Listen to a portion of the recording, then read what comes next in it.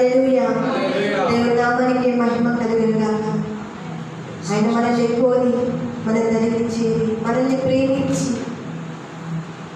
మనం ఇంకనూ పాపులుగా ఉన్నప్పుడే ఆయన మనల్ని ప్రేమించి తన రక్తాన్ని చిందించి మనల్ని పాపం నుంచి విడుదల కలుగజేశారు. హల్లెలూయా. అలాంటి దేవుని స్తుతించడానికి, అలాంటి దేవుని ఆరాధించడానికి నిజంగా ఆయన చిందించినటువంటి రక్తమే, ఆయన మనకి ఇచ్చినటువంటి విమోచన ద్వారానే దేవుని మనం స్తుతించగలుగుతున్నాం, ఆయన సన్నిధిలో ఆరాధించగలుగుతున్నాం. దేవుని స్తుతిస్తూ ఆరాధిస్తూ అందరికీ తెలిసినటువంటి పాట స్తోత్రం చెల్లిద్దుము, స్తుతి స్తోత్రం చెల్లిద్దుము. చాలా పాట కానీ చాలా అర్థమైనటువంటి పాట. ఈ పాట పాడుతూ ఆయన నామాన్ని మనము మహిమపరచుదాము.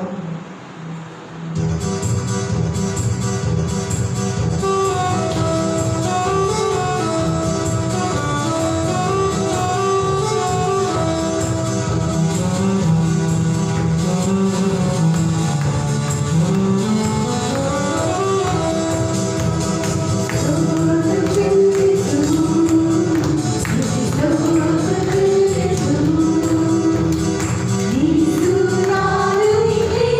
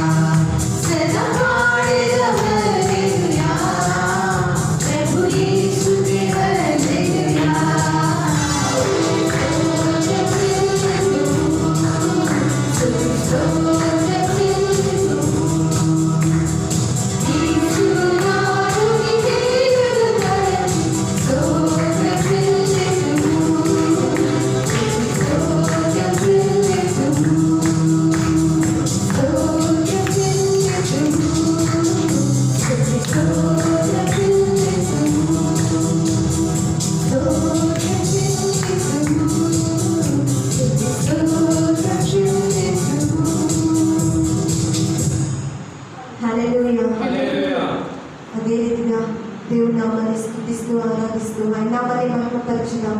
ఆయన మేలును తలంచి ఆయన చేసినటువంటి గొప్ప కార్యాలను మనం తలంచుకుంటూ ఆయన చేసినటువంటి అద్భుత కార్యాలని మనం తలంచుకుంటూ ఎల్ల వేళలా ఆయన స్తుతించాలి.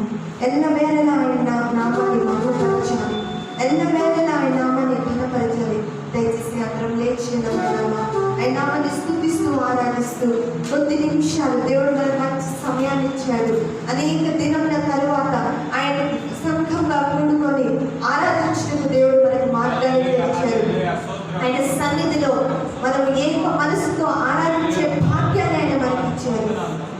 ఆయన కృప ద్వారానే ఈరోజు మనం అందరం ఆయన సన్నిధిలో నిలవబడగలిగి ఉన్నాం. ఆయన కృప ద్వారానే ఆయన సన్నిధిని నడిపించగలిగాము. ఆయన కృప ద్వారానే దేవుని నామాన్ని మహిమపరచగలుగుతున్నాము. ఆయన కృప ద్వారానే మనము రక్షింపబడి ఉన్నాము. ఆయన కృప ద్వారానే మనం దేవుని సన్నిధిలో దేవుని బిడ్డలుగా పిలువబడి ఆయన విశ్వాసులుగా మనం నిలబడ్డాము. దేవుని స్తుతిద్దామా? కొద్ది నిమిషాలు దేవుని నామాన్ని ఆరాధిద్దాము. కొద్ది నిమిషాలు దేవుని నామాన్ని మనం మహిమపరుచుదాము. మన రెండు చేతులు పైకి లేపి ఆయన చేసిన గొప్ప కార్యాలను బట్టి దేవుని స్తుతిద్దాము.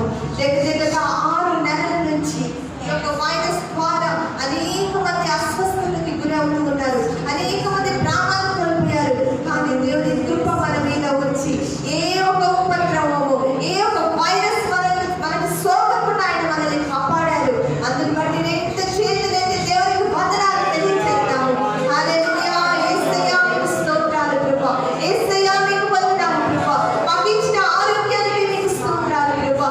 మాకు ఇచ్చిన రక్షణకి మీకు వందనాలు ప్రభువా. మమ్మల్ని కాపాడుతున్న రీతికి మీకు వందనాలు యేసయ్యా. మీకు స్తోత్రాలు. Thank you Jesus. Hallelujah. Hallelujah. Hallelujah. We praise you Lord. We praise you Jesus. Amen. Thank you Jesus. ఆయన లేనిదే మనం నడవలేము. ఆయన లేనిదే ఒక అడుగు కూడా మనం ముందుకు వేయలేము. నడిపించేవాడు ఆయన. మన అడుగులు తడబడకుండా మనల్ని కాపాడేవాడు, మనల్ని నడిపించేవాడు ఆయన. మనం ఎన్ని మార్గాల్లో వెళ్ళినా, ఎన్ని శ్రమలు మనకి ఎదురైనను ఆయన వైపు మనం తిరిగినప్పుడు ఆయన మన చేయి పట్టి మనల్ని నడిపిస్తాడు. దేవునికి స్తోత్రం. హల్లెలూయా. యేసయ్యా మీకు వందనాలు. Thank you Jesus. Praise the lord. హల్లెలూయా.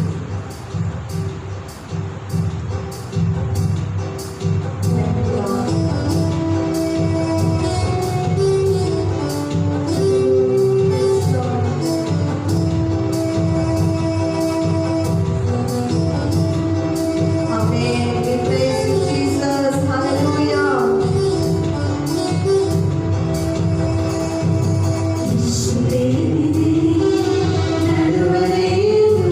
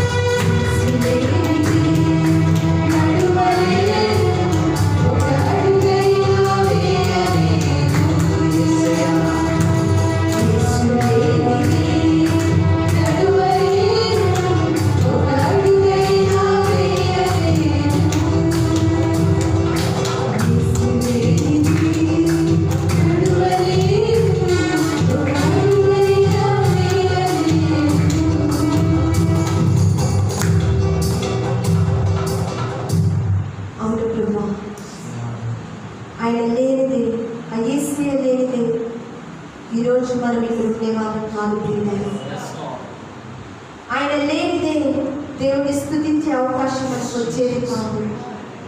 ఆయనే మనల్ని నడిపించేవారు, ఆయనే మన అడుగులు ముందుకు వేయించేవారు. ఆయన మనం తొట్టిల్లి పడిపోకుండా ఆయన చేతితో మన చేయి పట్టుకొని ఆయన చక్క పెట్టుకొని నడిపించేటువంటి దేవుడు ఆయన.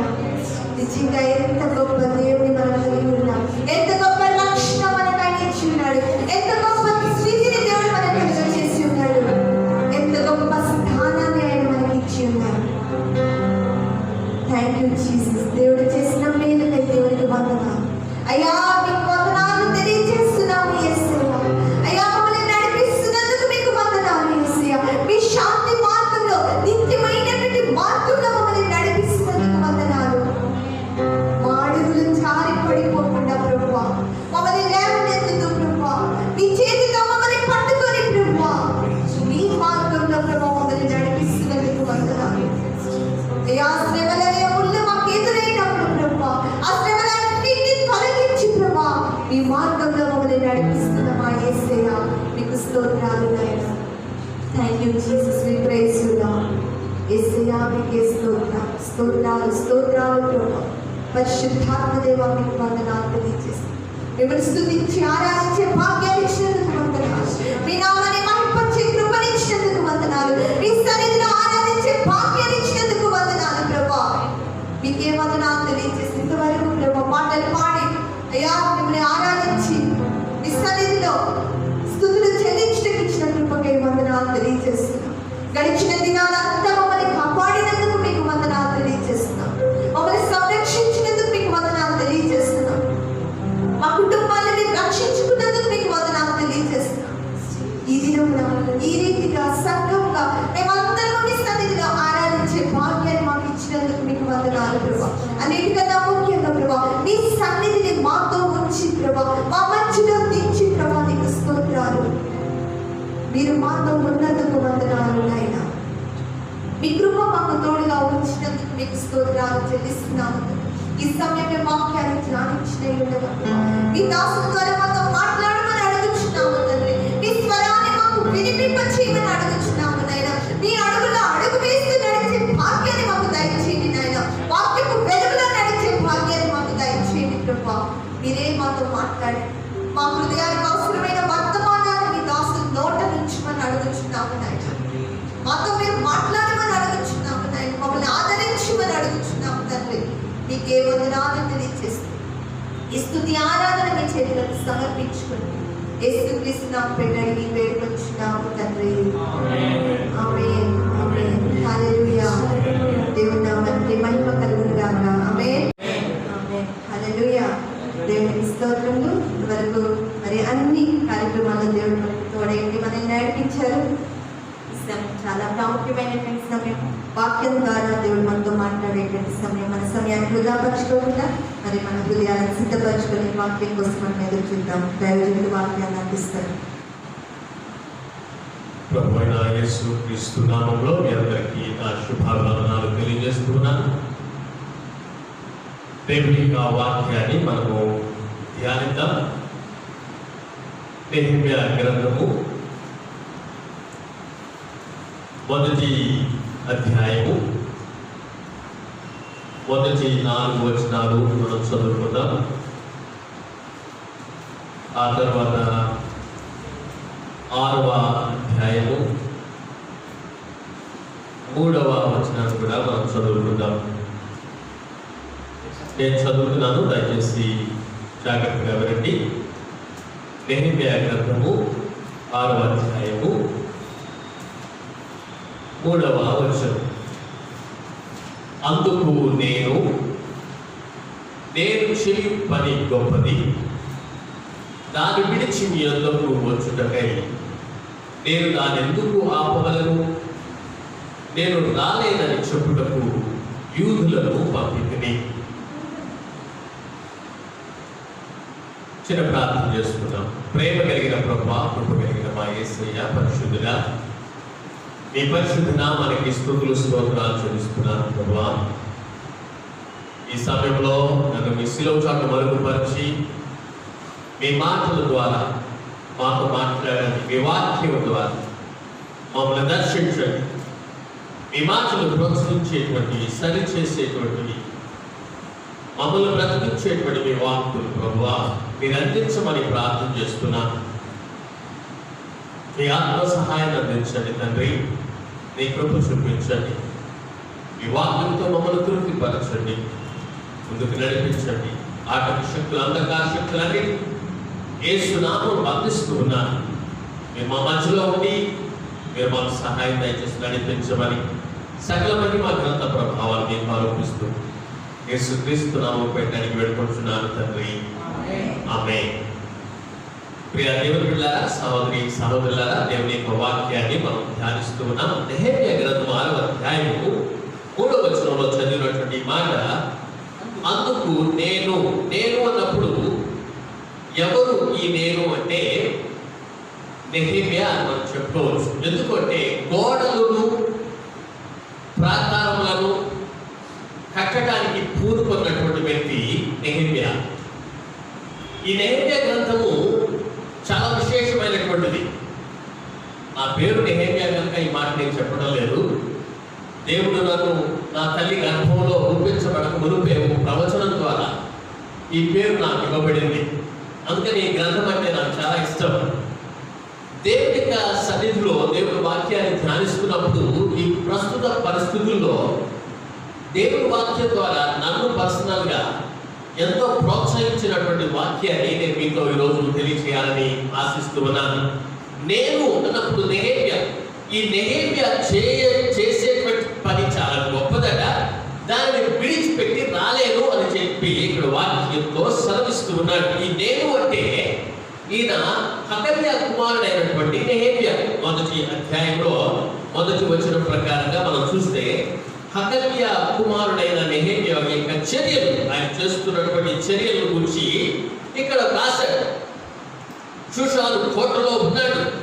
ఈ షూషాను కోట అనేటువంటిది చాలా ఉన్నతమైనటువంటి ప్రదేశం, ఉన్నతమైనటువంటి ఉద్యోగం. ఈ షూషాను కోట అనేటువంటి ఎక్కడుందంటే పారసీక దేశంలో ఉంది. ఈ పారసీక దేశము ఇప్పుడు ప్రస్తుతం ఇరాన్ దేశం. ఇరాన్ దేశంలో ఆ కాలంలో పారసీక దేశం అని పిలువబడేటువంటి ఆ కాలంలో షూషా అనేటువంటి కోటలో పనిచేస్తున్నటువంటి ఒక గవర్నమెంట్ ఉద్యోగి, పాలనాయకుడు అని మనం చెప్పవచ్చు. Is cup bearer. ఆయన ప్రార్థనాపరుడు, తన పని అంతటి శ్రద్ధ కలిగినటువంటి వాడు అని మనము చెప్పుకోవచ్చు. మూడవ వచనంలో మనం చూస్తూ ఉన్నాము, చెరపట్టబడినటువంటి వారిలో శేషించిన వారు ఆ దేశంలో బహుగా శ్రమను, నిందను పొందుచున్నారని, మరియు యెరూషలేము యొక్క ప్రాకారములు పడద్రోయబడినదని, దాని గుమ్మములు అగ్ని చేత కాల్చబడినవని నాతో చెప్పిరి. ఎవరు చెప్పారు అంటే యూదుల్లో నుంచి వచ్చినటువంటి సహోదరులు హనాని అనేటువంటి ఒక సహోదరుడు ఈ మాట చెప్పినప్పుడు ఆయన స్పందన ఏంటో గ్రహించగలరా? 4వ వచనం మనం చూస్తే, ఈ మాటలు వినినప్పుడు నేను కూర్చుండి ఏడ్చి కొన్ని దినములు దుఃఖముతో ఉపవాసం ఉండి ఆకాశమందలి దేవుని ఎదుట విజ్ఞాపన చేసిందని. దేవునికి స్తోత్రం, హల్లెలూయా. ఎప్పుడైతే సమస్యను గురించి ఆయన విన్నాడో, ఎప్పుడైతే పరిస్థితులను గురించి ఆయన విన్నాడో, యెరూషలేములో తన యొక్క పితరుల యొక్క దేశంలో యెరూషలేములో ఉన్నటువంటి గోడలన్నీ పడిపోయి శిథిలావస్థలో ఉన్నాయి, గుమ్మములన్నీ కాలిపోయి అని చెప్పి విన్నాడో, ఆ వార్తను విన్నటువంటి వ్యక్తి నాకెందుకులే, అది ఎక్కడో ఉంది కదా, నేను మంచి కోటలో ఉన్నాను కదా, రాజుగారి దగ్గర పనిచేస్తున్నాను కదా, ఒక మంచి గవర్నమెంట్ సెక్యూరిటీ ఉన్నటువంటి ఉద్యోగం నాకు ఉన్నది కదా అని చెప్పి ఆయన మర్చిపోలేదు, నెగ్లెక్ట్ చేయలేదు. వెంటనే ఆయన కొన్ని దినములు దుఃఖముతో, దాదాపుగా కొంతమంది చెప్పుకుంటారు 4 నెలల పాటు ఆయన దుఃఖముతో ఉపవాసం ఉండి ఏడ్చి ప్రార్థన చేస్తూ ఆకాశమందరి దేవుని ఎదుట విజ్ఞాపన ప్రార్థన చేస్తూ ఉన్నాడు.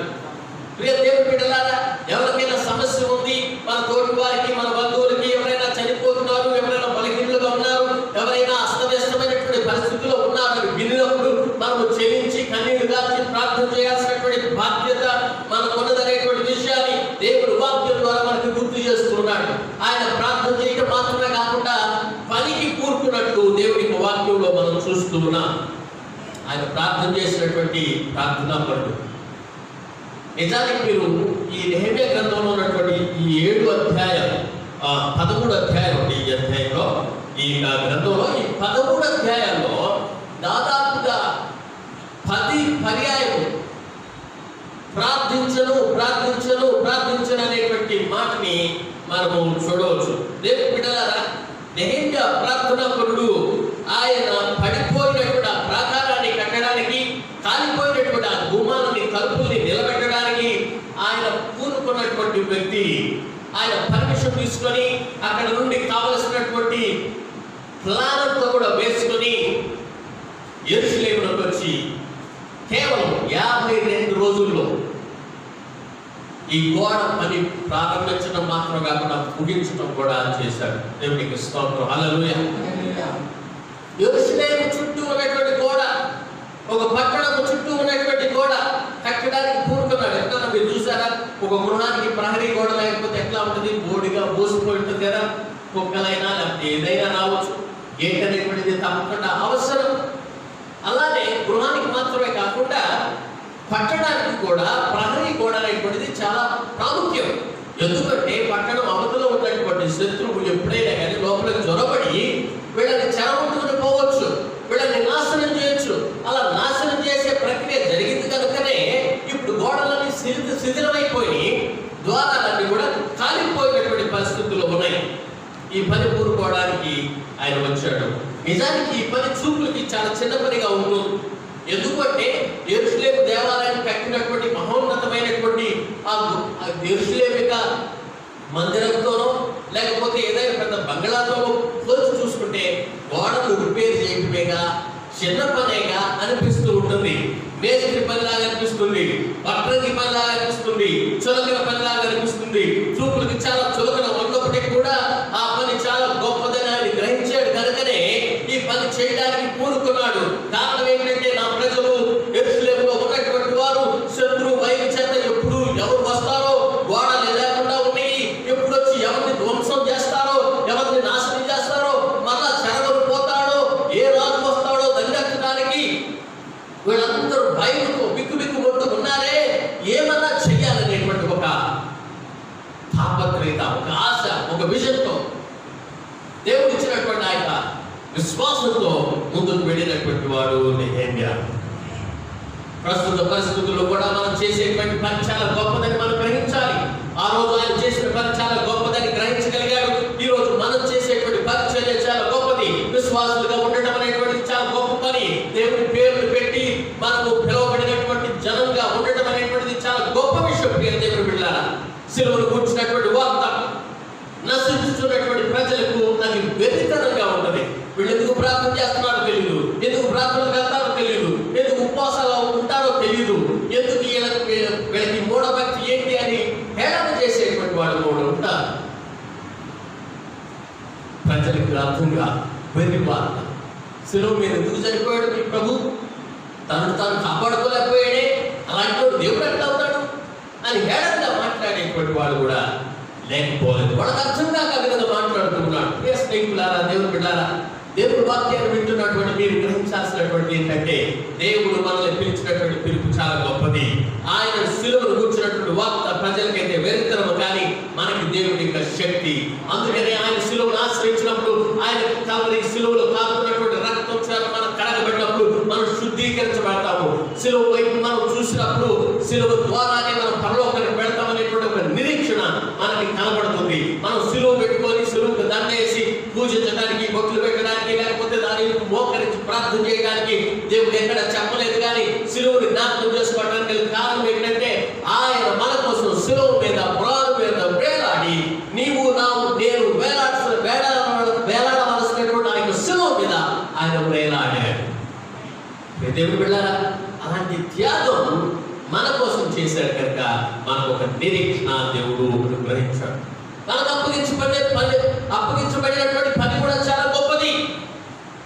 ఎప్పుడు మనకు అప్పగించబడిన గొప్పది అని మనం భావిస్తామంటే దాని విలువను మనం తెలుసుకున్నప్పుడు. గోడలు ప్రాకారం అంటే లోకము యెరూషలేములకు వేరు చేసేటువంటివి గోడలు. మన ఆత్మీయ జీవితానికి అనగా లోకం నుంచి వేరుపరచబడి మనము దేవుని ఎదుట ఏర్పాటు ఏర్పాటు చేసుకున్నటువంటి జనాంగంగా ఉన్నటువంటి మనకి బయట లోకానికి తేడా ఉంది. లోకంలో మనం ఉన్నప్పటికీ కూడా లోకంలో ఉన్నటువంటి దాన్ని మనలాన్ని మన లోపలికి రానియకూడదు. లోకాన్ని నుంచి మనల్ని వేరుపరిచాడు దేవుడు. అందుకనే మనము ప్రత్యేకించబడినటువంటి వారు. హల్లెలూయా. ఏంటి ప్రత్యేకత అంటే, నేను లోకంలో ఉన్న ఆశలన్నింటిని వదిలిపెట్టి లోకంలో ఉన్న పాపములంతటికి దూరంగా ఉండి ప్రత్యేకించబడిన వాడు. మీకు మాకు గోడ అడ్డు ఉన్నది. ఆ గోడ గాని పగిలిపోతే, ఆ గోడ గాని విరిగిపోతే శత్రువు రావచ్చు. సాధారణ ఎప్పుడు వద్దామా అని చెప్పి పొంచి ఉండి తిరుగులో అడుచున్నటువంటి గర్జించు సింహంలాగా ఉన్నాడని చెప్పి పేతురు పత్రికలో మనం చదివిన రీతిగా సాధారణ చూస్తున్నాడు. నీ గోడ పగిలిపోయిందా? నీవు లోపలికి రావడానికి అనుమతిస్తున్నావా? శత్రువు ఎప్పుడైనా వచ్చి మనల్ని లాక్కు వెళ్ళేటువంటి ప్రమాదం ఉంది. అందుకని మన గోడలు బాగు చేసుకోవాలి. లోకానికి వేరై ఉండాలి, లోకానికి దూరం ఉండాలి, లోకపు ఆశలకు దూరంగా ఉండాలి. లేదు అదే అంటే లోకము మనలోకి వస్తుంది. గోడ అనేటువంటిది తప్పకుండా అవసరం. దేవుడు ఉంటారు. హల్లెలూయా. శత్రువు ప్రవేశించకుండా రక్షించబడాలంటే గోడ చాలా ప్రాముఖ్యం. లోకానికి వేరే వెళ్ళినట్లుగా మనం ఉండాలి. మనం కాపరి యేసు ప్రభుని, ఆయన మనల్ని కాచేటువంటి ప్రధాన కాపరిని మనం గుర్తుపెట్టుకోవాలి. మనమంతకు దేవుని గొర్రెలమని, ఆయన వేపేటువంటి గొర్రెలమని, ఆయన స్వరము గుర్తుపట్టి విని ఆయనకు ఆధీనంలో నడవాలని చెప్పి మనము గ్రహించాలి. ప్రియ స్నేహితులారా, దేవుడు కాపరి గొర్రెలకి ఒక ఫెన్సింగ్ లాంటిది వేస్తాడు, దొడ్డి కడతాడు. వేపిన తర్వాత అన్నిటిని మనం తీసుకొచ్చి రాత్రి పూట ఆ దొడ్డిలో పడుకోబెట్టి ద్వారము దగ్గర ఆ కాపరి కాపలా కాస్తూ పడుకుంటాడు. దొడ్డిలో ఉండాలి. ఏమండి, పొలమే కదా, చాలా విశాలమైనటువంటి ప్రదేశం ఉంది కదా, మళ్ళా దొడ్డి ఎందుకు కట్టాలి? ఆయన గొర్రెలన్నీ గుంపుగా పడుకుంటే పడుకోవచ్చు కదా అంటే కాదు. ఆయన విధానంతో దొడ్డిని అక్కడ ఏర్పాటు చేసి వాటన్నిటినీ అక్కడ పడుకోబెట్టాడు. దానికి ఎదురుగా ద్వారము దగ్గర ఆయన పడుకుంటాడు. కారణం ఏంటంటే, ఏ సమయంలోనైనా తోడేలు రావచ్చు, పులి రావచ్చు, సింహం రావచ్చు, వాటిని తీసుకువెళ్ళడానికి ప్రయత్నం చేయొచ్చు. అందుకనే దొడ్డి చాలా ప్రాముఖ్యం. ఏమండి, దేవుడిని అందరూ నమ్ముతున్నాం కదండి, అందరూ సాధారణంగా సంఘంలో ఉన్నాం కదండి, మళ్ళీ లోకల్ చర్చ్ ఎందుకండి అంటానికి లేదు. లోకల్ చర్చ్ చాలా ప్రాముఖ్యమైనటువంటిది. నీవు ఒక చర్చికి సంబంధించినటువంటి వాడి అంటే అర్థం ఏంటంటే, ఒక కాపరి యొక్క ఆధీనంలో నీవు ఉన్నామని గుర్తుపెట్టుకోవాలి. ఆ యొక్క కాపరి నీకు ఒక లైన్ గీస్తాడు. ఈ లైన్ లో పడుకొని ఉండాలి అంటే అక్కడే ఆ లైన్ లో ఉండాలి. ఎందుకంటే అబద్ధ ప్రవక్తల ద్వారా, అనేకమైనటువంటి తప్పుడు బోధల ద్వారా, కన్ఫ్యూషన్ చేసేటువంటి బోధల ద్వారా, అడ్డమైనటువంటి ఆలోచనలు చెప్పి, లేదా అడ్డమైనటువంటి ఫుడ్ పెట్టి, జంక్ ఫుడ్ పెట్టి కొన్నిసార్లు పాడు చేస్తూ ఉంటారు. మన పిల్లలకి మనకేది అవసరమో తెలుసు. ఫర్ ఎగ్జాంపుల్, బాబుకి బాగా జలుబు చేస్తుంది, చాక్లెట్స్ పెట్టకూడదు అని చెప్పి తల్లికి తెలుసు. నేను గెస్ట్గా చాక్లెట్స్ కొనుక్కొని వచ్చానంటే తల్లికి తెలుసు ఈ చాక్లెట్ తినకూడదని. ప్రేమతో తీసుకొచ్చిన చాక్లెట్టే. చాక్లెట్ కూడా చాలా మంచిదే, అది ఆరోగ్యాన్నే ఇస్తుంది. కానీ తల్లికి తెలుసు, తండ్రికి తెలుసు ఆ యొక్క ఆహారం ఆ సమయంలో పెట్టవచ్చా లేదా అనేటువంటిది. బైబిల్లో ఉన్న వాక్యాలన్నీ మంచివే, అన్ని వాక్యాలు వినడం మంచిదే. కానీ ఏ సమయంలో ఏ వాక్యం వినాలో, ఏ వాక్యం బోధించాలో దేవుడు కాపరిగా ఏర్పాటు చేసుకున్నటువంటి వ్యక్తికే దేవుడు తెలియజేస్తాడు. అలా తెలియజేయడం ద్వారా పిల్లల్ని కాపాడినట్లుగా, పిల్లల్ని భోజనాన్ని పెట్టి పెంచినట్లుగా దేవుడు ప్రధాన కాపరైనటువంటి ఆ కాపరి చెప్పేటువంటి ఆజ్ఞ ప్రకారంగా పరిశుద్ధాత్ముడి యొక్క నడిపింపులో సంఘాన్ని ఒక కాపరి నడిపిస్తూ ఉంటాడు. దేవునికి స్తోత్రం. హల్లెలూయా. అలా నడిపించేటప్పుడు ఒక ఫెన్స్ అనేటువంటిది వేస్తాడు. ఒక పెన్ అనేటువంటిది, పెన్ అంటారు ఇంగ్లీష్లో. అంటే అర్థం ఏంటంటే, అది ఒక దొడ్డిలాగా కట్టి సంరక్షణ చేస్తూ ఉంటాడు, కాపాడుతూ ఉంటాడు. అందుకనే ఈ గోడ యెరూషలేము కట్టడానికి చాలా ప్రాముఖ్యం. మన గృహానికి ప్రహరీ గోడ చాలా ప్రాముఖ్యం. మన హృదయానికి సరైనటువంటి మార్పు వేసుకోవడం చాలా ప్రాముఖ్యం. నేను ఇది చేయాలి, ఇది చేయగలను, ఇది చేయకూడదు, ఇది లోకంలో సంబంధించినటువంటిది, దేవునికి వ్యతిరేకమైనటువంటిది, ఇది కాపరికి వ్యతిరేకమైనటువంటిది జాగ్రత్త కలిగి ఉండాలి. ద్వారములు దేనికి చూచారంటే తలుపులు. దేనికి చూచారంటే ఎవరికి తలుపులు తెరవాలి, ఎవరికి తలుపులు తెరవకూడదో తెలియాలి. ఇప్పుడు మనకి డోర్ ఉంది, డోర్ వేసేస్తాం. ఎప్పుడు డోర్ తేరో అప్పుడు డోర్ తీస్తాం. మన గృహాలు ఉన్నాయి, ఎవరైనా మనకు తెలిసినటువంటి వాళ్ళు వచ్చినప్పుడు ఆహ్వానిస్తాం, లోపలికి రండి కూర్చోండి అంటారు. తెలియనటువంటి వాళ్ళు వచ్చినప్పుడు ద్వారం అవుట్ సైడ్ నుంచే మాట్లాడతాం. పనేంటకి కొంతమంది గేట్ దగ్గరే మాట్లాడతాం, అక్కడి నుంచే పంపిస్తాం. అందరినీ లోపలికి రాని, అందరికీ అనుమతించం. అదేవిధంగా ప్రియ సహోదరి సహోదరులారా, మన విషయంలో కూడా తలుపులు అనేటువంటి చాలా ప్రాముఖ్యం. యెరూషలేములో తలుపులు కాలిపోయినాయి, ద్వారములు కాలిపోయినాయి. అవి కూడా బాగు చేయడానికి, వాటిని నిలబెట్టడానికి నెహెమ్యా పూనుకున్నాడు. అంటే దేవుని మందిరం యొక్క క్రమశిక్షణకి సాదృశ్యంగా ఉంది. మన జీవితంలో క్రమశిక్షణ కావాలి. ఏ మాటలు వినాలి, ఏ మాటలు వినకూడదు, ఏ మాటలు చెప్పాలి, ఏ మాటలు చెప్పకూడదు, ఏ మాటలు హృదయంలో తీసుకోవాలి, ఏ మాటలు వదిలేసి వేయాలి. విచక్షణ జ్ఞానం కలిగి దేవుని సన్నిధిని మనం ఆశ్రయించాం కనుక దేవుడు మనలో ఉన్నాడని భయభక్తులు కలిగినటువంటి వారుగా ఏది పడితే అది వినడానికి వీల్లేదు. ఏ పాటలు పడితే ఆ పాటలు వినడానికి వీల్లేదు. సినిమా పాటలు లేకపోతే లోకంలో ఉన్నటువంటి న్యూస్ వినడానికి వీల్లేదు. లోకంలో ఉన్నటువంటి ఆశలన్నీ కూడా అప్పటి వరకు టెంపరీగా ఇచ్చేటువంటి ఆనందం మనం ఏది పడితే అది చూడడానికి వీల్లేదు. మనకు ఒక మార్క్ అంటూ ఉండాలి. ఏది పడితే ఆలోచన మనం తీసుకోవడానికి వీల్లేదు. మన ఆలోచనలో ఎన్నో ఆలోచనలు వస్తాయి, ఎన్నో ఊహలు వస్తూ ఉంటాయి, ఎన్నో తలంపులు తిరుగుతూ ఉంటాయి.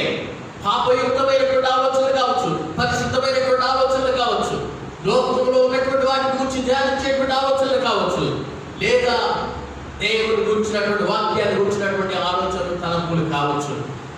ఆలోచించడానికి ఎవరు పర్మిషన్ అవసరం లేదు. మన ఊరిలో ఉన్నటువంటి ఆలోచనలు ఎన్నో ఉన్నాయి. కానీ ఏది ఆలోచించాలో ఏది ఆలోచించకూడదు తెలియాలి. టీవీలో 200 ఛానళ్ళు, 100 ఛానల్స్, లేదా 500 ఛానల్స్ ఉండొచ్చు. నీ టీవీ కెపాసిటీని బట్టి అన్ని ఛానల్స్ చూడదగినటువంటి కాదు. అన్ని ఛానల్స్ పిల్లలు చూసేటువంటివి కాదు. ఏది చూడాలో ఏది చూడకూడదో నీవు మార్పు వేసుకోవాలి. ఏది వినాలో ఏది వినకూడదో నీవు మార్పు వేసుకోవాలంటే దాన్ని ఫెన్సింగ్ కట్టుకోవాలి. ఇది నాకు అవసరం లేదు. అనవసరంగా మన బడుల్లోకి అన్ని తీసుకొచ్చి వాటన్నిటి ద్వారా మనం కన్ఫ్యూజన్ అయిపోయి, ఈవెన్ వాక్య విషయంలో కూడా అనవసరం వినకూడనటువంటి అన్ని విని మనం కన్ఫ్యూజన్ అయిపోవటం కంటే కూడా దేవుని బిడ్డలారా, మనం క్రమశిక్షణ అనేటువంటిది మనకి చాలా అవసరం. ఒక ఫిలాసఫర్ అన్నాడు, పక్షులపై మన తలపైన తిరగడానికి అనుమతిస్తాడు, కానీ అది వచ్చి మన జుట్టులో గూడు పెడతామంటే మనం అనుమతించాం. మనకి జుట్టులో వచ్చి గూడు పెట్టాలంటే అనుమతిస్తామా? పక్షులు ఎన్నో దొరుకుతాయి పైన, మన తలపైన, కానీ ఏ పక్షిని మన తల మీద వచ్చి గూడు పెట్టడానికి అనుమతించాం. మన మస్తిష్కంలో మన మనసులో ఎన్నో ఆలోచనలు వస్తూ ఉంటాయి. అయినప్పటికీ వాటన్నిటిని మనం అలౌ చేయకూడదు. కొంతమంది అన్నిసార్లు నెగిటివ్గానే ఆలోచిస్తారు, అన్నిసార్లు తప్పుడుగానే ఆలోచిస్తారు, అందరూ తప్పుగానే అర్థం చేసుకుంటారు. అలా ఆలోచనలన్నీ కూడా దుష్టమైనటువంటి ఆలోచనలు ఉంటాయి. వాళ్ళ యొక్క క్రియలన్నీ కూడా ఆలోచనల ప్రకారంగా నడుస్తూ ఉంటాయి. వాళ్ళ మనోభావాలన్నీ కూడా ఆ విధంగా ఆలోచనల ప్రకారంగానే బయటకు వ్యక్తపరుస్తూ ఉంటాయి. Face is the index of the mind అన్నారు. అంటే మన యొక్క మనసులో తిరిగేటివన్నీ కూడా మన ఫేస్ కావడంలో మనకి కనబడిపోతూ ఉంటాయి. ప్రియ దేవుని బిడ్డలారా, నువ్వు ఆత్మీయమైనటువంటి క్రమశిక్షణ కలిగినటువంటి వ్యక్తి అయితే, ప్రియ సహోదరి సహోదరుడా, ఈ ఆలోచనలకు ఆనకట్టలు ఉండాలి. ఈ ఆలోచనలకు హద్దులు ఉండాలి. ఏం ఆలోచించాలో ఏం ఆలోచించుకోవాలో తెలియాలి. ఎవరిని ఆహ్వానించాలో ఎవరిని బయటకు ఉంచాలో తెలియాలి. చాలా సందర్భాల్లో భర్తకి ద్వారాన్ని తెరవడానికి బదులు వేరొక భర్తకి ద్వారాన్ని తెరిచేటువంటి భార్యలు ఉంటారు. భార్య ఉండవలసినటువంటి కాంపు మీద వేరొక స్త్రీని ఊహించుకోవడమో లేకపోతే అక్రమ సంబంధం కలిగి చేస్తారు. అది పవిత్రమైనటువంటి జీవితం కాదు. నైతికమైనటువంటి విలువలను పోగొట్టుకోవడం పాపము. ఎవరికి తలుపు తీయాలి, ఎవరికి తలుపు తీయకూడదు. ఏ ఆలోచనకు తలుపు తీయాలి, ఏ ఆలోచనకు తలుపు మూయాలి, ఏ పరిస్థితుల్లో మనం ఉండాలి. మనము లోకం నుంచి వేరుపరచబడినటువంటి వారు మనం గుర్తుపెట్టుకోవాలి. శత్రువు వచ్చి మనల్ని ధ్వంసం చేయకముందే, మనల్ని ఓడించకముందే, మనల్ని చెరగొట్టక ముందే, సాధారణ లోపలికి ప్రవేశించకుండానే మన యొక్క ఆలోచనలో, మన యొక్క భావోద్వేగాల్లో, మన యొక్క పనుల్లో, మన క్రియల్లో, మన చూపుల్లో, మన నడకల్లో, ప్రతి విషయంలో ఏది చేయాలో ఏది చేయకూడదు దేవునికి ఆధీనంలో పరిశుద్ధాత్మ నడిపింపులో నువ్వు ప్రార్థనాపూర్వకంగా నిర్ణయాలు తీసుకుంటూ ముందుకు సాగాలి. అదే క్రైస్తవ జీవితం. దేవునికి స్తోత్రం. హల్లెలూయా. మనం చేసేటువంటి పని గొప్పది. మనం ఎన్నుకోబడినటువంటి వారు, మన విశ్వాసులము, మనము రాజులైనటువంటి యాజక సమూహము. మనల్ని దేవుడు ఏర్పాటు చేసుకున్నాడు. మనల్ని దేవుడు పవిత్రులుగా పిలుస్తున్నాడు. మనల్ని దేవుడు పరిశుద్ధులుగా పిలుస్తున్నాడు. ఆ స్టాండర్డ్ అనేటువంటిది అర్థం కాకపోతే లోకంలో ఒక అడుగు, సంఘంలో ఒక అడుగు, దేవుడిలో ఒక అడుగు, లోకంలో ఒక అడుగు వేస్తూ ఉంటారు. వాళ్ళు ఎటు ఎదగలేరు. అక్కడ ఎదగలేరు, ఇక్కడ ఎదగలేరు. ఒక నియమం అంటూ మనకంటూ తప్పకుండా ఉండాలి. డాక్టర్ బిల్లీ గ్రహం గారిని ఓపెన్గా వెళ్ళి నువ్వు అమెరికాకి ప్రెసిడెంట్ కావాలవా, మేమందరం ఏకీకృతంగా ఎన్నుకుంటామంటే ఆయన దేవుని సాగుతాడు. ఆయన ఏమన్నాడంటే, నేను చేసేటువంటి గొప్ప పని వదిలిపెట్టి ఆ తక్కువ పని నేను చేయాలా అన్నాడు. అమెరికా ప్రెసిడెంట్గా ఉండటం ప్రపంచానికి ఒక గొప్ప పేరుగాల్చినటువంటి ఒక స్థానాన్ని ఆయన చిన్న పనిగా, తక్కువ పనిగా, దేవుడి పని ఎదుట అది దానికి సమానం కాదన్న రీతిగా ఆయన అగ్రిగా. నేను ఎందుకు మాట చెప్తున్నానంటే, నువ్వు దేవుడి బిడ్డవి. నువ్వు చేసేటువంటి పని చాలా గొప్పది. నువ్వు దేవుడి కోసం నిలబడి దేవుడి కోసం చేసే చిన్న పనైనా అది చాలా గొప్పది.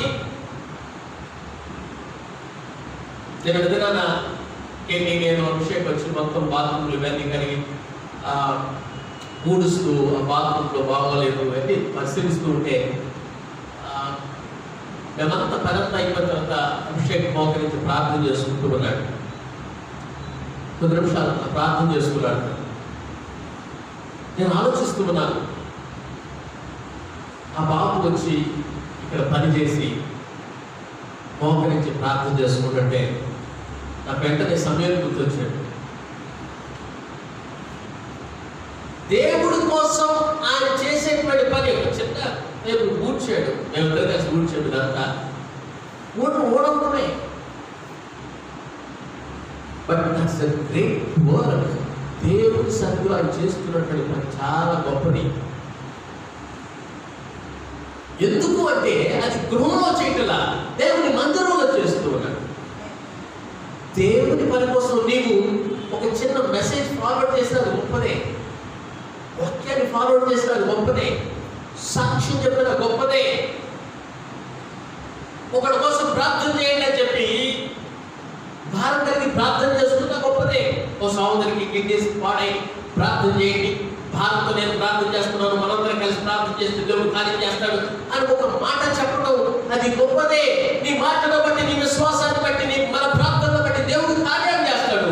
మనం గొప్పవాడని కాదు, మన ప్రార్థన గొప్పది కాకపోవచ్చు. మనం సింపుల్ ప్రదేశంలోనే ఉన్నాము, లేకపోతే సింపుల్ గానే ప్రార్థన చేయొచ్చు, కొన్నిసార్లు విశ్వాసం లేకుండా కూడా ప్రార్థన చేయొచ్చు. కానీ దేవుడు కార్యం చేసేవాడు గొప్పవాడు. ఆయన కార్యాలు ఎప్పుడు కూడా గొప్పవే. ఆయన కార్యాలను మించినటువంటి కార్యాలు ఈ లోకంలో లేవు. దేవుడికి స్తోత్రం. హల్లెలూయా. నీవు చేసే చిన్న పనైనా దేవుడి కోసం నీ ఇంపార్టెంట్ పని వదులుకొని వచ్చి ఇక్కడ కూర్చోవడం గొప్ప పని. నీకు లేని ఉన్నటువంటి పరిస్థితుల్లో, ఇంట్లో కష్టంగా ఉన్నటువంటి పరిస్థితుల్లో నీవు దేవునికి కానుకలు ఇవ్వడం గొప్ప పని.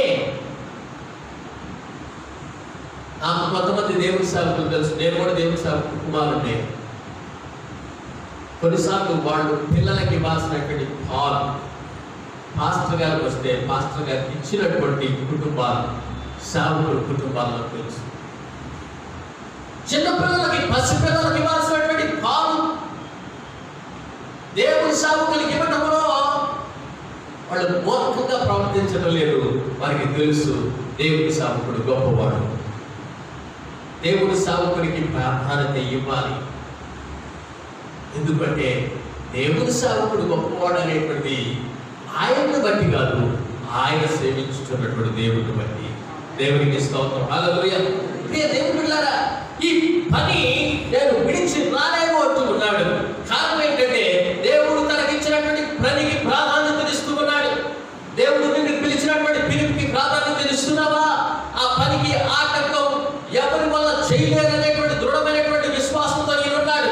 దేవుడి దగ్గరికి వెళ్ళకుండా నన్ను ఎవరు ఆపలేరనేటువంటి దృఢమైనటువంటి నిశ్చయత నీకున్నదా?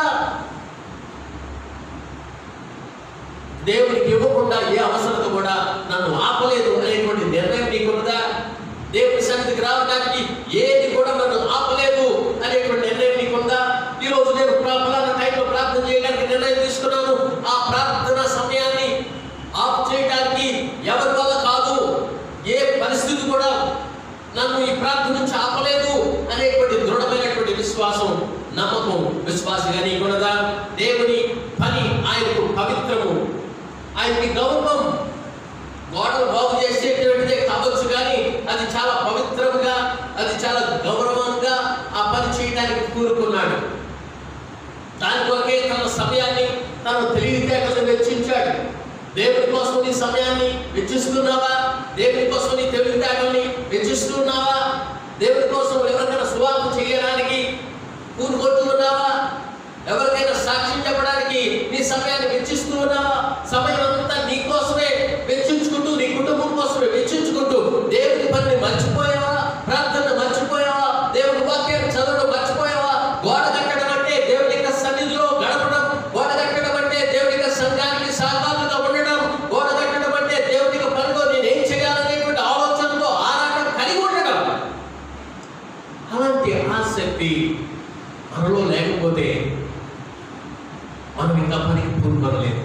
మనకి ఇంకా ప్రార్థన అవసరం, మనం ఇంకా విజ్ఞాపన ప్రార్థన అవసరం, మనం ఇంకా బాగు చేసుకోవడం మనం అవసరం అనే విషయాన్ని జ్ఞాపకం చేస్తున్నాం. ప్రియ స్నేహితులారా, దేవుని బిడ్డలారా, 12 మంది అపోస్తలులు ఒక సమస్య వచ్చింది.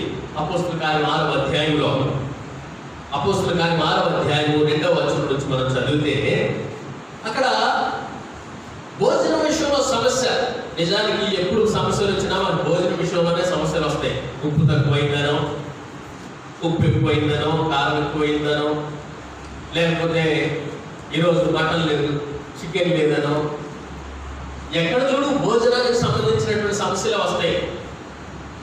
అక్కడ అవ్వను కూడా సాతానుడు భోజన విషయంలోనే పండు చూపించే, రమ్యంగా చూపించి అక్కడ పాపంలో పడిపోయేటట్టు చేశాడు.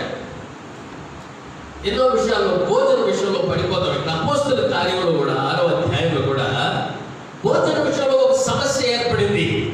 ఏమి సమస్య అంటే 2వ వచనంలో చదవండి. 1వ వచనం నుంచి, ఆ దినములలో శిష్యుల సంఖ్య విస్తరించుచున్నప్పుడు అనుదిన పరిచర్యలో తమలోని విధవరాట్లను చిన్నచూపు చూచినని హెబ్రీయుల మీద గ్రీకు భాష మాట్లాడు వారు యూదులు సడుపు కొనసాగేది. అప్పుడు 12 మంది అపోస్తలులు తమ యొద్దకు శిష్యులందరినీ పిలుచుకొని, మేము దేవుని వాక్యం బోధించుట మాని ఆహారము పంచిపెట్టుట యుక్తము కాదు. దేవునికి స్తోత్రం. హల్లెలూయా. అపోస్తలులు తీసుకున్నటువంటి ఒక నిర్ణయం ఏంటంటే, ఇక్కడ భోజనం పంచిపెట్టడానికి మీకు కుదరట్లేదు, మేమే భోజనం పంచిపెడతాము అని చెప్పి వాడు పంచిపెట్టలేదు. మమ్మల్ని పిలిచినటువంటిది ప్రార్థన చేయడానికి, మమ్మల్ని పిలిచినటువంటి వాక్యం చెప్పడానికి వాటిని మానివేసి భోజనం పెట్టడం కాదు మా పని, అందుకు మమ్మల్ని పిలవలేదు. అందుకోసం 7 ఎన్నుకోండి.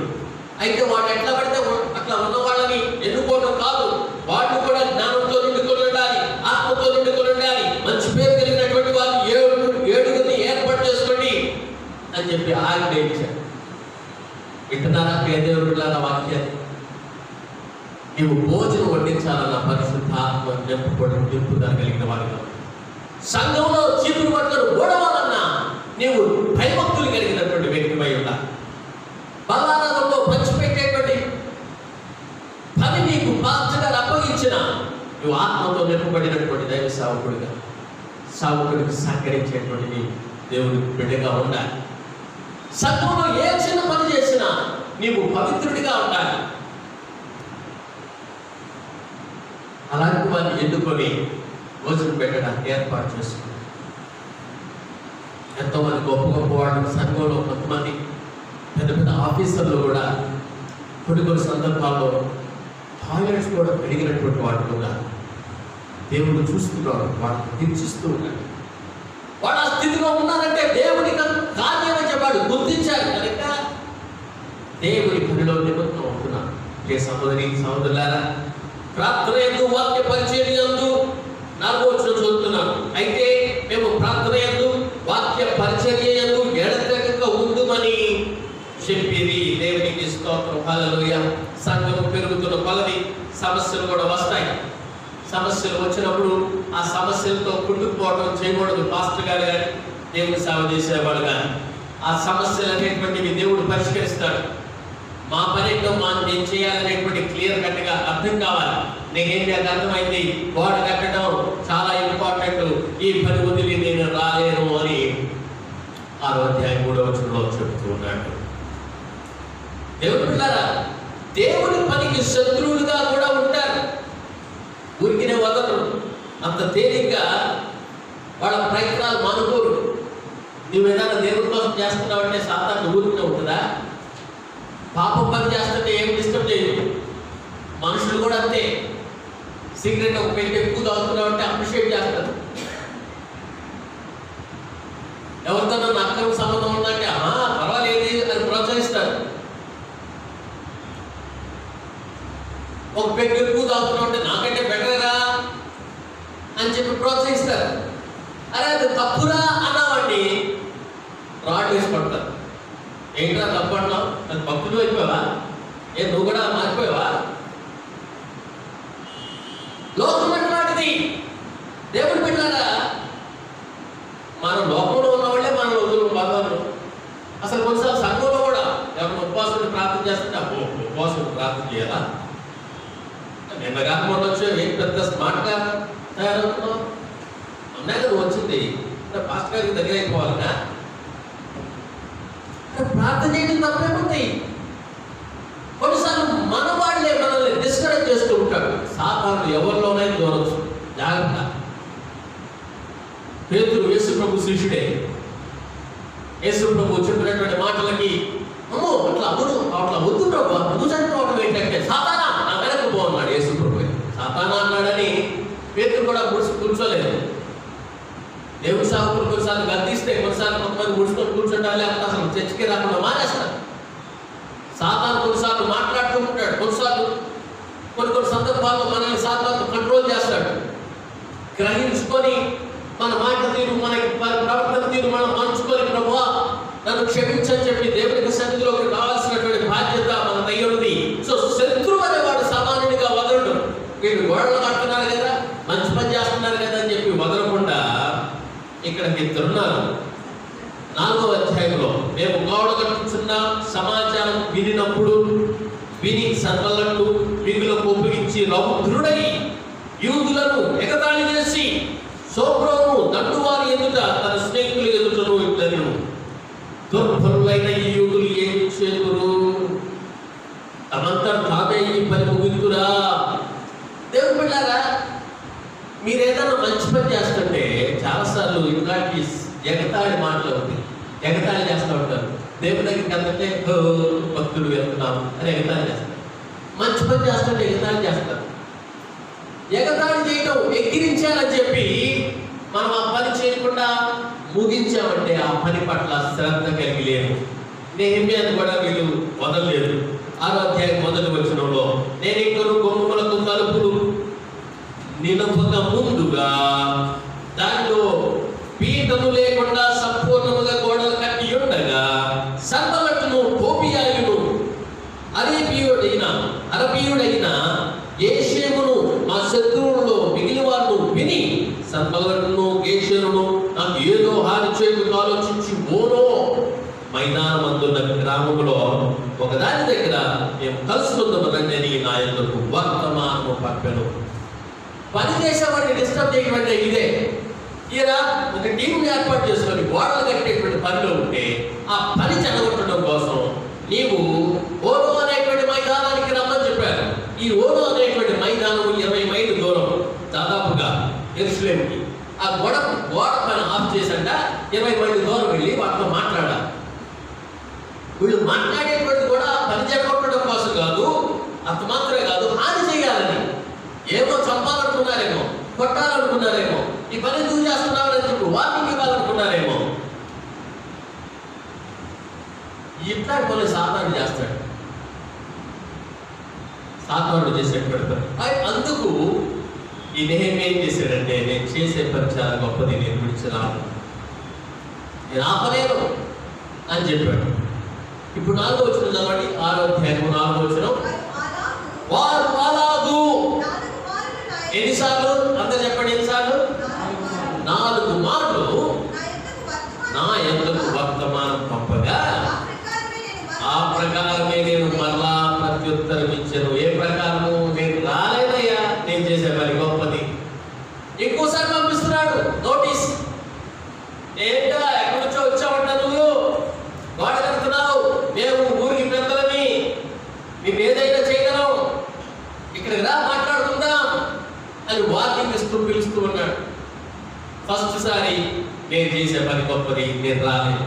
సెకండ్ సారి నేను చేసే పని గొప్పది, నేను రాలేదు. 3వసారి నేను చేసే పని గొప్పది, నేను రా. 4వసారి ఇన్నిసార్లు పిలుస్తున్నారు, మళ్ళీ ఎలా అనుకోదా. 4 మార్లు కూడా నేను చేసే పని గొప్పది, నేను హల్లెలూయా. సాతాను మిమ్మల్ని ఎన్నిసార్లు సాతాను దేవుడికి వ్యతిరేకంగా చేయమని చెప్తే, నేను చేసే పని గొప్పది, నేను రా, నేను చేసే పని గొప్పది, నీ మాట నేను విన్ను, నాకు తెలుసు నేను ఎక్కడికి వెళ్తున్నాను, నాకు తెలుసు నేనేం చేస్తున్నాను, నాకు తెలుసు నా విశ్వాసం ఏంటో, నాకు తెలుసు నా దేవుడు ఎవరు, నాకు తెలుసు నేను ఎందుకు ఈ మార్గంలో పయనిస్తున్నాను. నువ్వు డబ్బు ఆశించినా, లంచం ఇచ్చినా, వ్యతిరేకంగా ఏది మాట్లాడినా, ఎన్ని చేసినా నా మార్గము సరైనటువంటి మార్గము, నా మార్గము దేవునిక మార్గము, ఆ మార్గంలో నేను తప్పకుండా వెళ్తాను అనేటువంటి విశ్వాసంలో నీకు నేను ఉండాలి. ప్రియ స్నేహితుడా, దేవుడు బిడ్డ, హల్లెలూయా. అలాంటి దృఢ విశ్వాసము, నమ్మకంతో ఆయన ఉన్నాడు కనుక ఆయన పని ముగించగలిగాడు. దేవుడి సేవకులు కూడా ఎంతకన్నా పట్టుదలతో దేవునికి పని జరిగించాలి. విశ్వాసులు కూడా దేవునికి పనిని పట్టుదలతో జరిగించాలి. పాస్టర్ గారి పనిలే, వాళ్ళ పనిలే, వీళ్ళ పనిలే అని అనుకోవడానికి వీలు లేదు. దేవుడు మనల్ని అందరినీ పిలిచాడు. ఎందుకు పిలిచాడు? శిష్యులుగా ఉండడం కోసం. శిష్యులు అంటే ఏంటి? ఆయనకి విశ్వాసులు మాత్రమే కాదు, ఆయనకి సన్నిహితంగా నడిచేటువంటి వాడు, ఆయన మాట వినేటువంటి వారు, ఆయన రాజ్యాన్ని వ్యాప్తి చేసేటువంటి వారు, ఆయన మాటకు కట్టుబడి ఉండేటువంటి వారు. మీరు వెళ్ళి సర్వ సృష్టికి వెళ్ళి సువార్తను ప్రకటించి వారిని బాప్తిస్మం, మారు మనసు నిమిత్తం బాప్తిస్మాన్ని దేవుడి రాజ్యంలో చేర్చండి. ప్రతి విశ్వాసి బాధ్యత కలిగినటువంటి వ్యక్తిగా, సాక్ష్యం చెప్పేటువంటి వ్యక్తిగా, వాక్యం చెప్పేటువంటి వ్యక్తిగా, సంఘానికి సహకరించేటువంటి వ్యక్తిగా, దేవుడి రాజ్యంలో పాల్గొనేటువంటి వ్యక్తిగా, విశ్వాసంలో దృఢమైనటువంటి విశ్వాసం కలిగినటువంటి వ్యక్తిగా ముందుకు సాగాలి.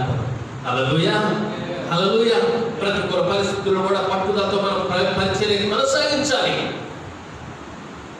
ఎన్నో పరిస్థితులు ఎదురైనప్పటికీ కూడా దేవుడు తప్పకుండా పోషిస్తాడండి. లాక్డౌన్లో మనం పోషించలేదా?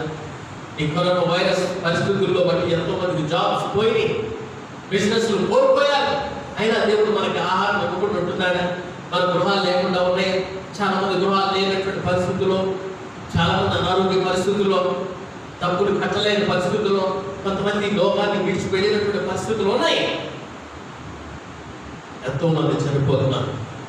ఎందుకు వాళ్ళని దేవుడు కాపాడాడు, ఎందుకు వాళ్ళని దేవుడు తీసుకుని వెళ్ళిపోయాడు అని మనం దేవుడిని ప్రశ్నించడం, మనం ప్రశ్నించుకోవడం కంటే కూడా మనం ఎందుకు బ్రతుకున్నాం, నేను దేవుడి కోసం ఏం చేయాలి, దేవుడు రాజ్యవ్యాప్తి కోసం నేనేం చేయాలి, నేను బ్రతుకున్నంతకాలం నేను ఎట్లా నమ్మకం ఉండాలి, నా పిల్లలకి నేను ఏ విధమైన మాదిరి చూపించాలి, నా తర్వాత వచ్చేటువంటి తరానికి నేను ఏమి వదిలిపెట్టి వెళ్ళాలి, నేను బ్రతుకున్నంత వరకు నా మటుకైతే బ్రతుకుట క్రీస్తు, చావైతే లాభం అనేటువంటి పౌలు చెప్పిన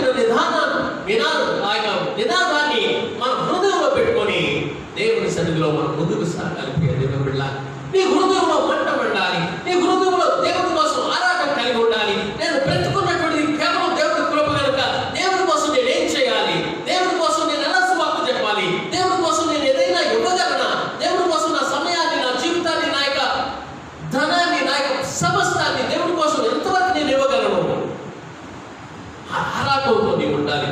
బిడ్డ, స్నేహితులారా, దేవుడు వాక్యాన్ని వింటున్నటువంటి మీరందరూ, ఈ వాక్యాన్ని గ్రహిస్తున్నటువంటి మీరందరూ, ఒకవేళ ఇప్పుడు కాకుండా తర్వాత లైఫ్లో ఈ వాక్యాన్ని వీక్షిస్తున్నారేమో, ప్రయాణం చేస్తూ ఈ వాక్యాన్ని వింటూ ఉన్నారేమో, పడక మీద పడుకొని వాక్యాన్ని వింటున్నారేమో, ఎలాంటి పరిస్థితుల్లో వాక్యాన్ని విన్నప్పటికీ దేవుడి వాక్యం ఏ విధంగానైనా నీతో మాట్లాడగలదు. నీతో మాట్లాడేటువంటిది పరిశుద్ధాత్మని గ్రహించు. నీకోసం ఆ మాట చెప్పినప్పుడు ఆ మాటకి ప్రతిస్పందించడం అనేటువంటిది కూడా చాలా ప్రాముఖ్యం. నీవు ఒక నిర్ణయం తీసుకోవడం కూడా చాలా ప్రాముఖ్యం. గవర్నమెంట్ ఉద్యోగాలు ఉన్నటువంటి వారు ఉద్యోగాలు చేస్తూ ఉంటారు. కొన్నిసార్లు గవర్నమెంట్ ఉద్యోగం చేసేటువంటి వారికి జీతాలు ఆపేస్తారు కొన్ని పరిస్థితులను బట్టి. అయినా కానీ 4 నెలలు 6 నెలలు, కొంతమంది సంవత్సరం పాటు, కొంతమంది పర్మనెంట్ కానిటువంటి వాళ్ళకి జీతాలు ఇవ్వకుండా ఆపేసినటువంటి సందర్భాల్లో కూడా వాలంటీర్లీగా చేస్తూనే ఉంటారు. ఎందుకు చేస్తారు తెలుసా? వాడు ఎప్పటికైనా గవర్నమెంట్ ఇస్తుందని. కొంతమంది కాంట్రాక్ట్ తీసుకుంటారు, గవర్నమెంట్ ఇచ్చినటువంటి వాటి కాంట్రాక్ట్ తీసుకుంటారు. ఫర్ ఎగ్జాంపుల్, క్రిస్మస్కి, బతుకమ్మకి మనకి శారీస్ పంచారు కదా, మన కేసీఆర్ కదా, శారీస్ పంచినప్పుడు ఆ శారీస్కి ఏదో అడ్వాన్స్ తీసుకొని వీటి పెట్టుబడి పెట్టి కొన్ని స్టేట్స్ నుంచి ఆ శారీస్ అన్ని కూడా పంపిస్తారు. సో గవర్నమెంట్ దాదాపుగా కొన్ని కోట్లు, 10 కోట్లు 20 కోట్లు అంతవరకు కూడా పెట్టుబడి పెడుతుంది. ఎందుకు పెడుతుంది అంటే గవర్నమెంట్ తప్పకుండా ఇస్తుంది. ఈరోజు కాబట్టి రేపైంది. అంటే గవర్నమెంట్ మీదే ఒక 5 సంవత్సరాల తర్వాత కూలిపోయేటువంటి గవర్నమెంట్ వల్ల ఎవరు ఉంటారు, ఎవరు పోతారు, ఏ అధికారం వస్తాడో, మళ్ళీ ఏ రూల్స్ మారుతాయో తెలియనటువంటి గవర్నమెంట్ మీదే ఎంత నమ్మకంగా పనిచేస్తుంటే, ఈ గవర్నమెంట్ ని ప్రపంచాన్ని సృష్టించినటువంటి దేవాది దేవుడు మనల్ని పోషించలేడా? ఆ దేవాది దేవుడు మనకు శాలరీ ఇవ్వలేడా? ఆ దేవాది దేవుడిని మనము నమ్మకంతో పని చేయలేమా? మనకి ఏదన్నా జీతం ఇస్తే నా పని చేయాలి, మనకు డబ్బులు ఇస్తే నా పని చేయాలి. మన పిల్లలు లంచం అడిగారు షాప్కి వెళ్ళి చింతపండు తీసుకురావడానికి, ఒకసారి అంటే ప్రయత్నం ఇస్తాం. ప్రతిసారి కొట్టుకెళ్ళినప్పుడల్లా నాకు 10 రూపాయలు లంచం కావాలంటే అది నువ్వు కొడుకువా లేకపోతే జీతగాడు అంటే. మనము దేవుని పిల్లలం, ఆయన సృష్టి అంతటికి వారసులం, ఆయన రాజ్యానికి వారసులం. అవసరమైతే కడుపు మార్చుకొని కష్టాల్లో వెళుతున్నాయి దేవుడి కోసం నిలబడాల్సినటువంటి వారమై ఉన్నాం. ప్రస్తుత పరిస్థితుల్లో, ఆర్థిక ఇబ్బందులు, రెంట్ కట్టలేని పరిస్థితుల్లో, పిల్లలకు ఫీజు కట్టలేని పరిస్థితుల్లో, నిత్యావసరతలు లేని పరిస్థితుల్లో, జాబ్స్ పోతున్నటువంటి పరిస్థితుల్లో, బిజినెస్ లేనటువంటి పరిస్థితుల్లో కూడా దేవుని వైపు చూడగలుగుతున్నావా? నువ్వు చేసే పని గొప్ప పని, నీవు చేసే పరిచర్య గొప్ప పరిచర్య, నీవు ఇచ్చే సాక్ష్యం గొప్ప సాక్ష్యం. నీవు దేవునికి సాక్షిగా నిలబడటం, మాంత్రికమైన జీవితం జీవించడం. నీ కుటుంబం అంతా రక్షించబడలేదు.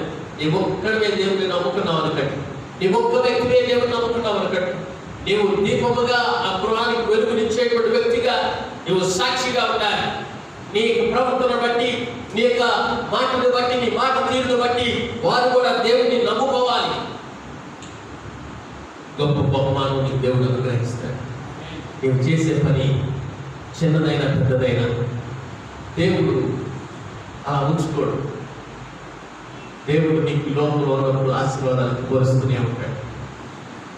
ఆయన నిత్య జీవనం ఇస్తాడు, ఆయన పరలోకాన్ని ఇస్తాడు, అక్కడికి వెళ్ళినప్పుడు కిరీటాన్ని ఇస్తాడు.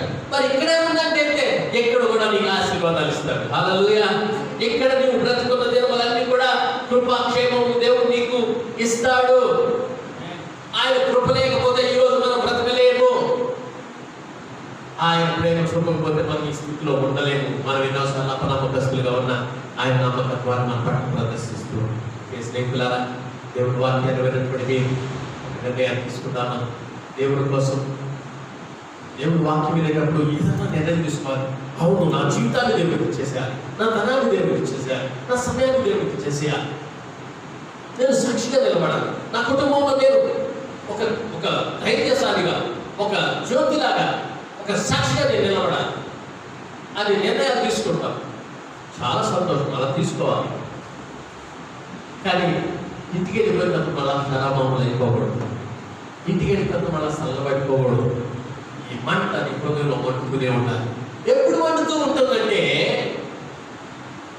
ఆ మంటకి కట్టెలు పేరుస్తున్నారు. మంటకి ఏం చేయాలి?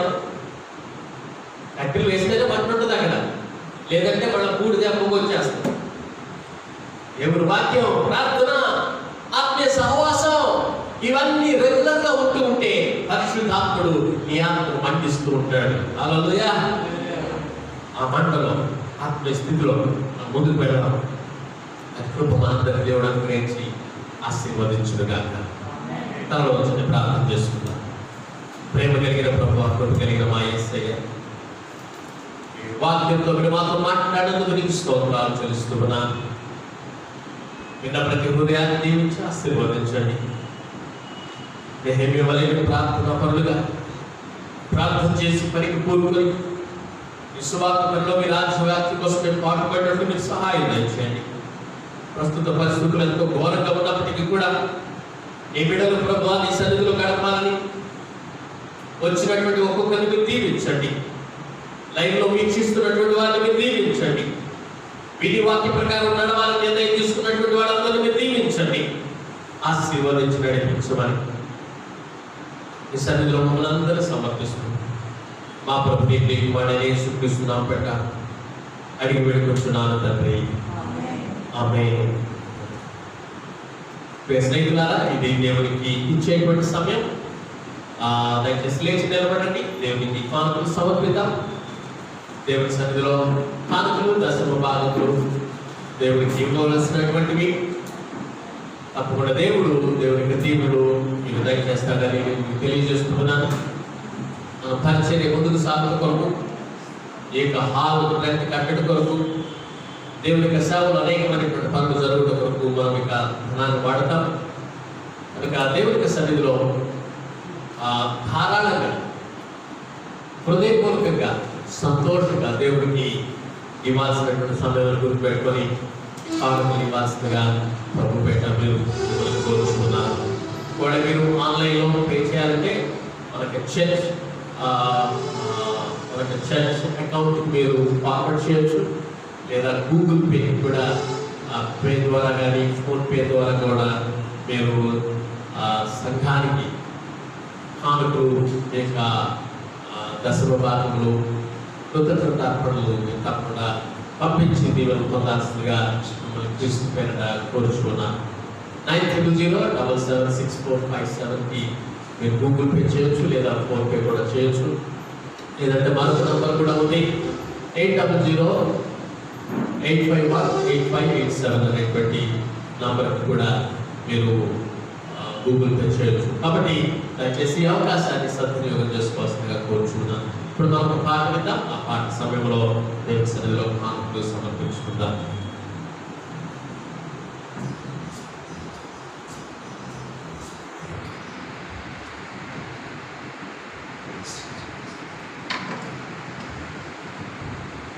హల్లెలూయా. అది దేవునికి అర్పించే సమయం. అర్పణలు అర్పిస్తుండగా పాట పాడుకుంటూ మన మూల్యమైనటువంటి కానుకలు సమర్పిద్దాం. Thank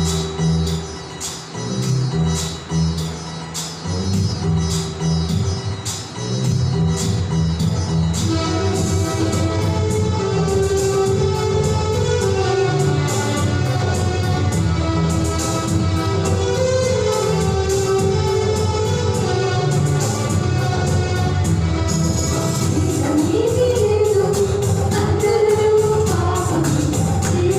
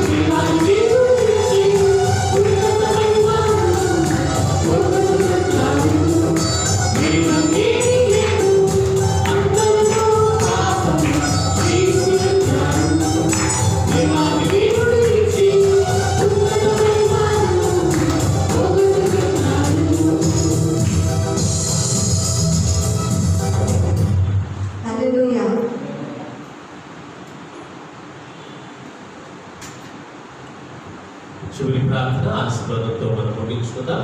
దయచేసి కళ్ళు వచ్చండి, కళ్ళు మూసుకోండి.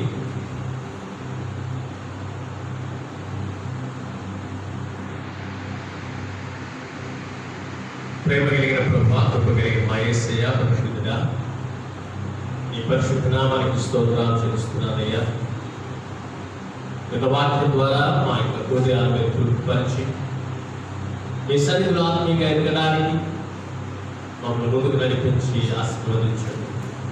ఈ బిడ్డలు ఈ సన్నిధిలోకి వచ్చిన ప్రతి ఒక్కరి పేరు మీద దర్శించండి. గృహాల్లో ఉండి వీక్షిస్తున్నటువంటి వారు, రాలేనటువంటి వారిని మీ సన్నిధిలో సమర్పిస్తున్నాను. వారిని కూడా మీరు దీవించి ఆశీర్వదించండి. ఇక పెండమిక్ సమయంలో ప్రభా అనేక మంది రోగులుగా బలహీనులుగా ఉన్న వారిని మీరు బలపరచండి. ఆత్మీయతలోను శారీరకంగాను మానసికంగాను దృఢమైనటువంటి విశ్వాసం కలిగి శక్తిని పొంది ముందుకు సాగే కృపని మీరు అనుగ్రహించమని ప్రార్థన చేస్తున్నాను. నిశ్చితమైన ప్రభా మరొకసారి మేమందరం కలుసుకున్న పర్యంతరం వరకు ఈ కృపాదేవుడితో నుంచి మీరు నడిపించమని ప్రార్థన చేస్తూ మా కుటుంబాన్ని, ఎవరి బిడ్డల్ని, చిన్నపిల్లల్ని, వారి ఆరోగ్యాన్ని ఈ చేతుల్లో సమర్పిస్తూ ఉన్నాను. ఒక్కొక్కరి పేరు పేరుని దర్శించి ఆశీర్వదించి దీవించమని మా ప్రభుని ప్రియకుమారుడైన యేసుక్రీస్తునామమున పట్టని వేడుకొంచున్నాను తండ్రి. ఆమేన్.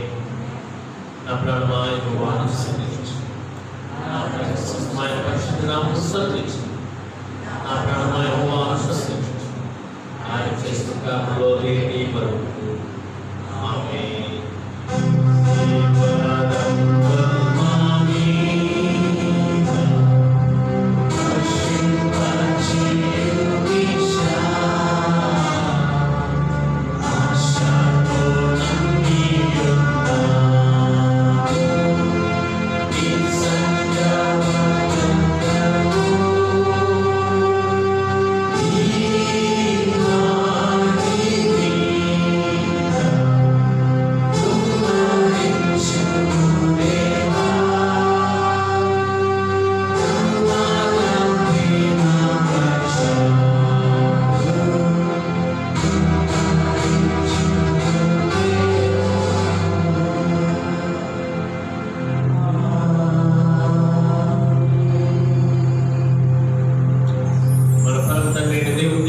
కుమారుడైనటువంటి క్రీస్తు వారి కృప, పరిశుద్ధాత్మిక అన్యోన్య సహవాసము సన్నిధి చేరిన మనందరికీ సకల పరిశుద్ధులకు ఇప్పుడు సదాకాలము తోడయుడి నడిపించునుగాక.